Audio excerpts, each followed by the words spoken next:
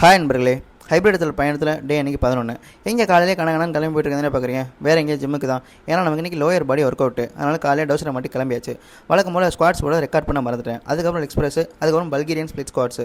என்ன வால் வச்சிருக்கேன்னு நினைக்காதீங்க. பெல்ட் லூஸாக இருக்க காரணத்தினால ஒரு சப்போர்ட்டுக்காக வச்சு சரி அதை முடிச்சாலும் லேக் எக்ஸ்டென்ஷனு, அதுக்கப்புறம் கடைசி தான் வந்து காஃப் ரைஸு. அப்புறம் இன்னொரு டவுட்டு, நமக்கு க்ளூட்ஸ் அண்ட் ஹாம்ஸ்ட்ரிங்ஸ்க்கு ஆர்டிஎல்ஸ் போடுறது வழக்கம். ஆனால் எங்கள் மாஸ்டர் ஒருத்தர் இதை போட்டுப்பா இன்னும் ஆக்டிவேட் ஆகும்னு சொன்னார். அவர் சொன்ன மாதிரி நல்லா தான் ஆக்டிவேட் ஆகுது. ஆனால் என்னோட லெக்ஸ் ரெண்டுமே ஒரு ஆக்வர்டான பொசிஷனில் போகிறனால இன்ஜுரி ஆயிருமான்னு பயமாக இருக்குது. இதை யார் ஃபிட்னஸ் ரிலேட்டடான டாக்டர்ஸோ இல்லை பாடி பில்டர்ஸோ பார்த்தீங்கன்னா இதை பற்றி கொஞ்சம் எக்ஸ்பிளைன் பண்ணுங்கள்.